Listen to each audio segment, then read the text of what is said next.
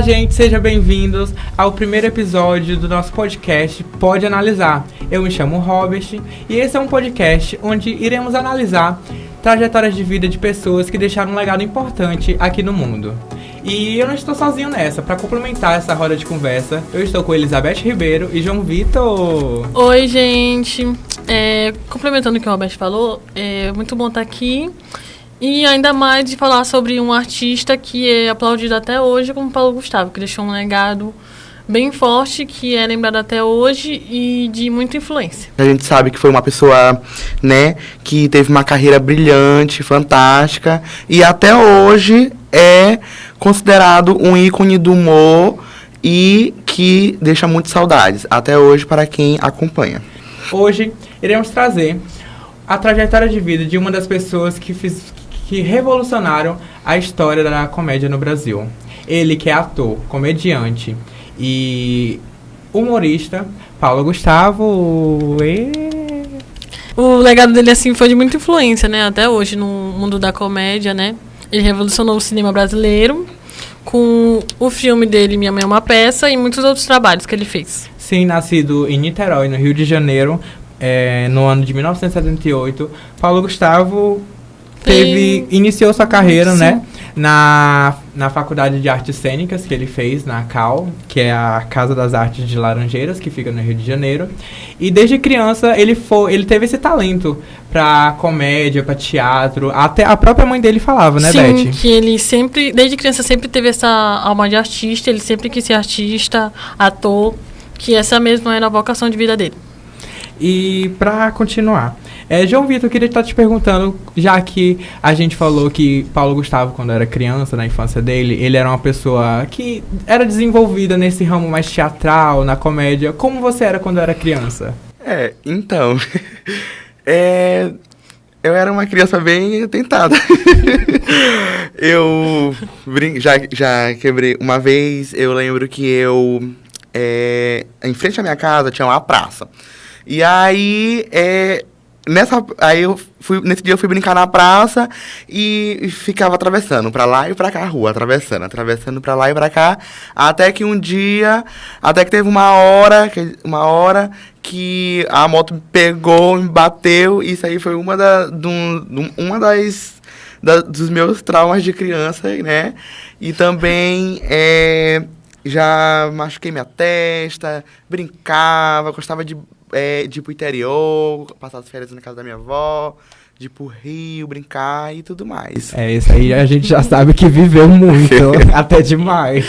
E você, Beth, como é que foi tua infância? Eu não vou superar o João Vitor, né? Nunca coisa de morte, graças a Deus. Mas a minha infância foi tranquila. Eu fui uma criança bem caseira, fui cheia de imaginação, sabe? Não tenho o que reclamar da minha infância, sempre gostei de brincar. E foi isso. A minha infância foi quase semelhante à de João Vitor, já que eu nasci no interior. Eu era muito atentado, andava na rua, brincava na areia que tinha lá muito em frente bom. De casa na construção. Já quebrei meu braço, esse braço aqui, 2 vezes, o mesmo braço. Um foi caindo da janela e o outro foi caindo do sofá. Tem até uma foto que eu tô de óculos, aqueles óculos pretos do ratinho do Shrek e de criança. É muito icônica essas presepadas que a gente faz quando é criança. Sim. E é daí que a gente desenvolve o que a gente quer ser no futuro, né? Tanto que Paulo Gustavo desenvolveu isso, né? Sim, a mãe dele sempre falava humorístico. muito que ele, fazia todo mundo rir. E que um dia ele chegou pra ela e disse que ele queria fazer uma peça. E daí pra frente, foi, Foi né? só sucesso. Sim. Sim, anos depois que ele se formou na Faculdade de Artes Cênicas, com o seu grupo de amigos, ele começou a procurar, né, peças para ele apresentar. E um amigo dele que estudou na mesma sala que ele, convidou para ele participar da peça Surto, que foi lançada em 2005. E o amigo dele propôs para ele criar um personagem assim do nada e para esse personagem fazer parte da peça. E a personagem que ele decidiu criar foi em homenagem à mãe dele, que é a Dona Hermínia. Sim. E foi a partir daí que a famosa Dona Hermínia começou a surgir, né? Sim, ela é uma referência, assim, de mãe, assim, pela personalidade dela e tudo mais. Engraçada. Sim.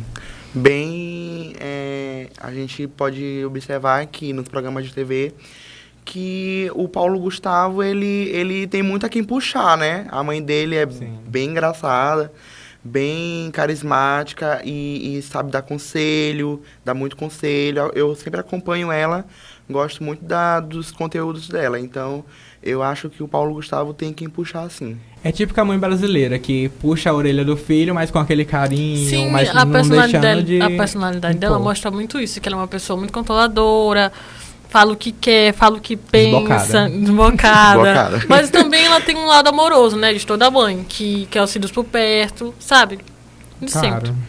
Daí, eu queria perguntar pra vocês, se vocês fossem igual o Paulo Gustavo, decidissem criar uma peça, como seria a mãe de vocês dentro dessa peça? Como seria o personagem Meu da mãe Deus, de vocês? seria Beth, tipo- a gente já sabe que a mãe dela seria um personagem mais 18. Gente, a minha mãe é assim, horrores. meu Deus do céu. A personalidade da minha mãe é muito forte, mas eu sou muito grata por isso e orgulhosa dela, porque eu também tenho pra quem puxar um pouco, né, graças a Deus. E minha mãe é sem filtro, assim. Fala o que Verdade. quer, fala o que pensa, não tá nem aí. Gostar, gostou. A gente foi no aniversário de Beth recentemente, gente. Ela é a pessoa que tu quer tomar 10 mil cervejas ao lado dela, que tu fica, meu Deus, que mulher incrível. E eu me se apaixonou por ela, não foi? Ela Domingo? é É muito... cada Ela é, Ele se apaixonou por ela. ela é assim, gente. Muito animada mesmo. Convidei ela até ir na choperia Marcelo. Viu? Olha aí, a intimidade. Sim. E dessa peça, dessa personagem que ele criou, né, da Dona Hermínia na peça Surto, ele criou sua própria peça, que foi A Minha Mãe é uma Peça, em referência tornando referência a esse personagem, né? Sim, inclusive a peça Minha Mãe é uma Peça arrecadou quase 12 bilhões, parece, se eu não me engano, de bilheteria, né? E no cinema também. Porque, tipo assim, tu trazer 12 milhões de pessoas não é pra qualquer um. Tá assistindo uma peça. E também foi ela foi uma peça que ela causou muito impacto nas pessoas. Até hoje, a gente pode observar que A Minha Mãe é uma Peça é muito procurada, né, em site de filme, né, em plataformas de filme, ela é muito procurada mesmo. É um filme assim Foi que não se cansa de assistir, né? A pessoa tá ali todo o tempo ali, gosta Tanto daquela... que teve 3 sequências. Sim. E a fama no teatro foi tão grande, né, a população dessa teve que peça levar no pra- teatro, que pro adaptaram cinema. ela pro filme. E como o Beth falou, teve essas 3 sequências. Minha Mãe é uma Sim, peça 1, 2 e 3. inclusive, eu lembro numa fala do Paulo Gustavo que ele falou que isso até dá esperança nele na humanidade, porque ele, tipo assim, tu juntar 12 milhões de pessoas, um pobre, rico, crente, adventista, tipo, no mesmo lugar, é pra se divertir, é pra rir, sabe? Não tem, sabe, classe social ou algo assim, é pra se divertir, é E pra o rir. bom do filme dele é que tu... É um grau de nuances que no início tu ri, aí no meio tu fica pensativo, aí começa a rir de novo e no final chora. A gente fica, meu Deus, Paulo Gustavo, o que é que tu quer provocar em mim, homem? Fala aí alguma coisa.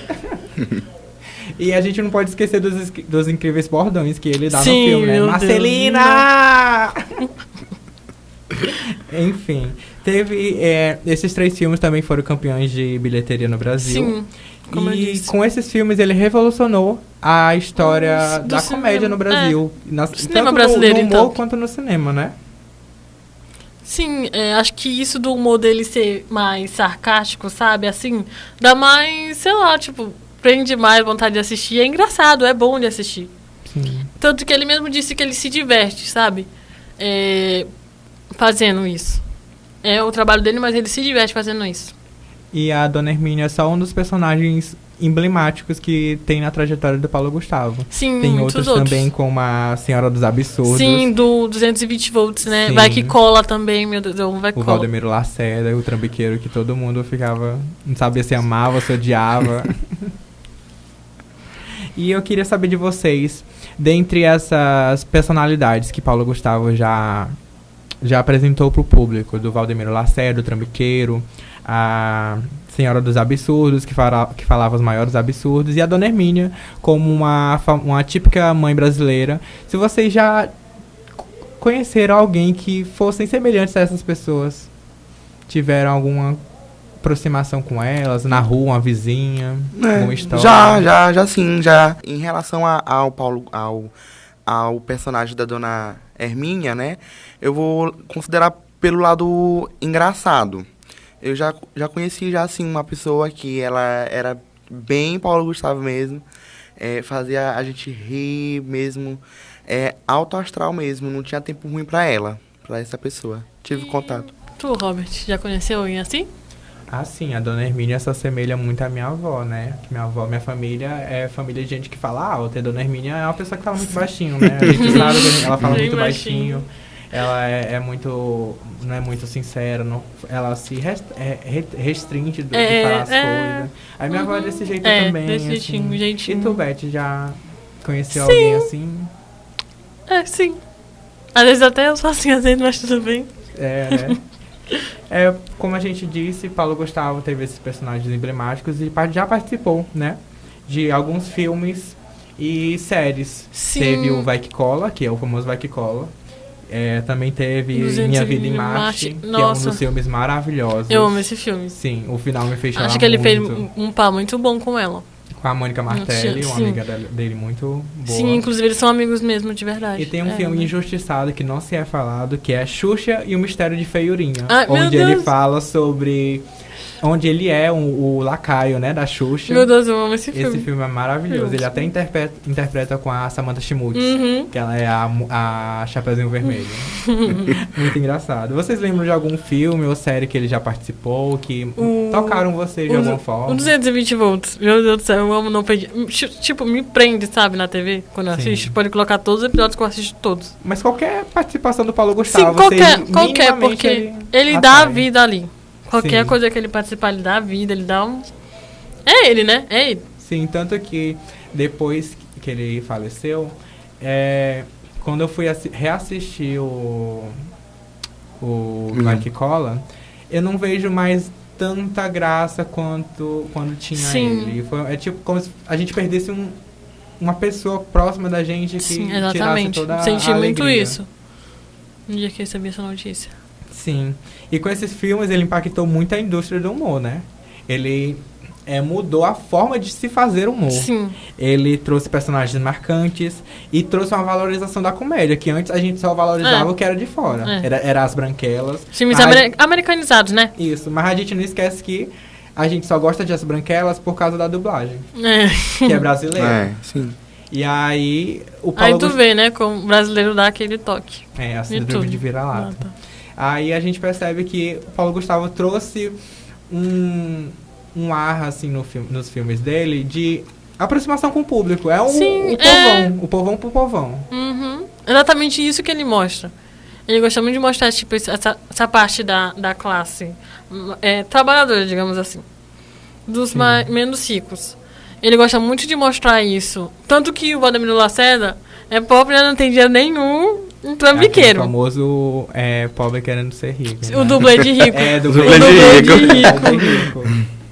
E além de ter tudo isso, Paulo Gustavo teve uma representação muito grande política, em ato político. Isso tu diz no movimento LGBT, né? Sim. Inclusive, acho que ele sempre... Os personagens deles, inclusive, né? Ele se maquiando, se arrumando, já é uma caracterização da comunidade LGBT. Sim, tanto que antes, quando ele estava na Peça Surto ainda, eu vi uma entrevista que ele até pensou em não fazer a Dona Hermínia, porque ele não sabia como que os outros iam reagir. Imagina um homem, quase uma drag queen ali, vestido, interpretando. O pessoal não ia levar muito a sério, entendeu? Sim. Não ia levar muito a sério. E ele teve essa representatividade na comunidade LGBT, tanto que no casamento dele de 2015, ele falou isso, trouxe essa importância das pessoas se casarem o casamento Thales, homoafetivo. Eu vi numa entrevista, o Thales falou que ele nunca teve esse medo assim, sabe? Que ele sempre se mostrou, e era isso. E ele sempre, vamos dizer assim, mostrando um lado bom, porque, como a gente sabe, né, no pensamento de algumas pessoas, ser LGBT, né, ruim. É ruim, né, aquele famoso preconceito. E ele sempre mostrando um lado bom, dando apoio, dando conselhos bons, né? Para as pessoas e os fãs dele, ou qualquer outra pessoa. Dando ali aquela moral para mostrar que é uma classe que merece respeito, né? E que é feliz, que não é infeliz, que é feliz. Povo animado.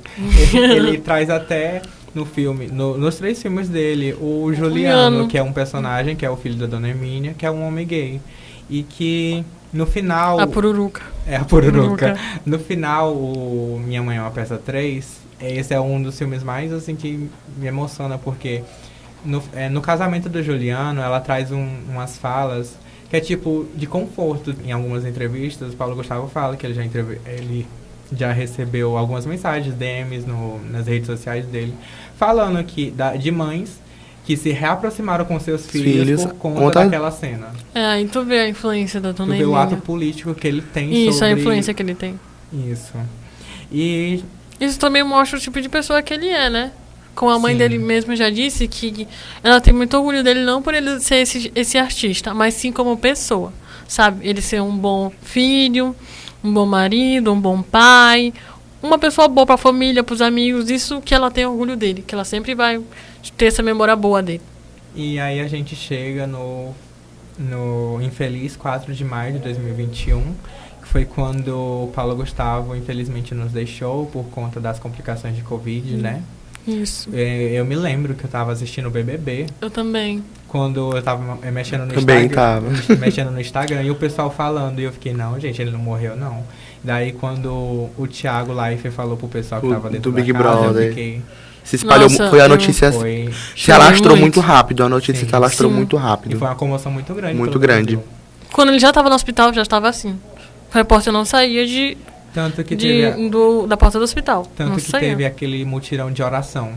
Que o Sim. pessoal ficou, acho que uma semana fazendo orações por ele. Orações, e tudo sim, mais. sim. E tanto que depois que ele morreu, o pessoal fez uma noite de Várias bateção homenagens. de bateção de palma pra ele, homenageando ele. O rosto dele, vários outdoors, apartamentos, essas coisas. Principalmente à noite, né? A luzes assim, Paulo Gustavo, você não está morto. No documentário Filhos da Mãe, que é um documentário que conta os bastidores da turnê que ele teve com a mãe dele, a diretora do Minha Mãe é uma Peça fala que foi a primeira vez que ela viu que o Cristo Redentor se apagou as luzes. Foi na morte do Paulo Gustavo. Sim. E tu vê a importância que ele O tinha impacto pra que poder. ele deu pra poder. Sei lá, né? É, Acontecer lá. Foi realmente a missa dele foi muito emocionante, né? Que teve a presença dos amigos, né? E foi bem triste mesmo por conta Sim, inclusive. daquela amiga dele, a... Samantha Schmutz? Isso. Sim. Ela Nossa, tava lá, elas ela ficaram- se a Tatá emocionou também ficou muito bastante. devastada. Ele também deixou 2 filhos.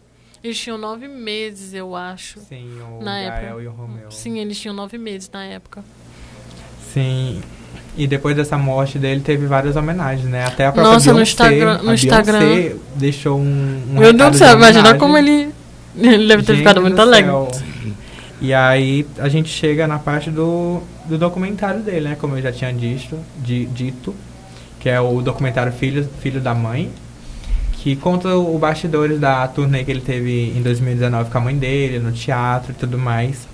E ele disse Sim. que esse documentário, essa turnê, ele fez em homenagem à mãe dele, pra finalizar um ciclo ali.